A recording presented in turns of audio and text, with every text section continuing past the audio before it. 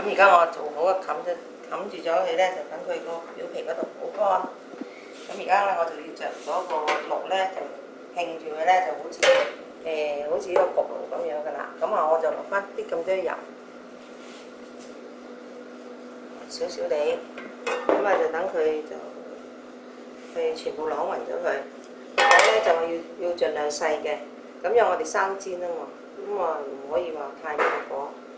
咁啊等佢慢慢去煎佢。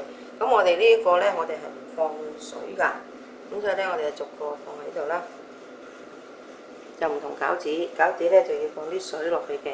咁但係呢個粉咧就係比較嗰個粉咧就喺個底嗰度多嘅，個面嗰度咧係薄薄地一塊嘅啫。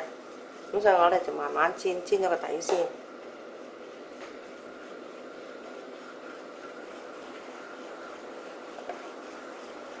咁啊，總共呢度咧就係半斤粉咧就有16個包㗎啦。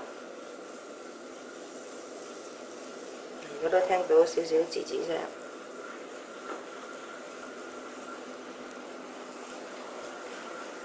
啱啱好咧就哇搞掂晒。咁我哋咧就係冚住蓋佢，咁啊慢慢焗。咁個火咧仲要收到慢啲。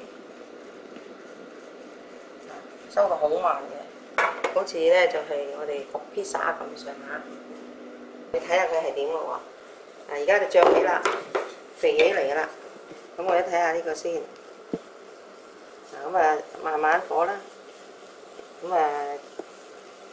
你反轉啊！嗱，呢個喺中間火咧，佢就成熟啲啦。呢個又冇咁成熟啦。我哋逐個咁樣打開佢。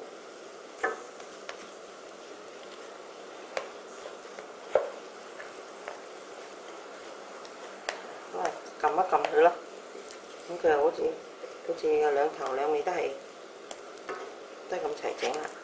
咁如果你喺焗爐嘅話咧，就唔使做呢個動作嘅，咁啊成個焗起佢咯。但係我哋呢個係生煎，咁啊所以就好食啲嘅，冇咁乾嘅。有焗爐焗出嚟咧就好乾。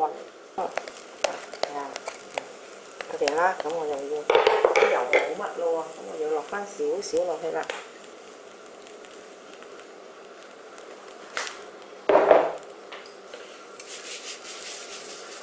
碌下佢啦，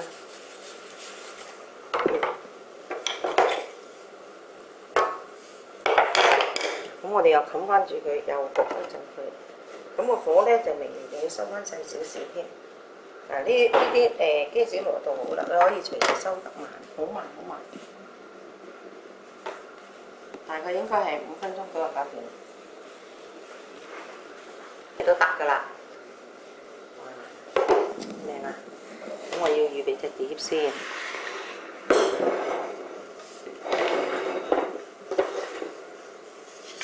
熟晒㗎啦呢邊。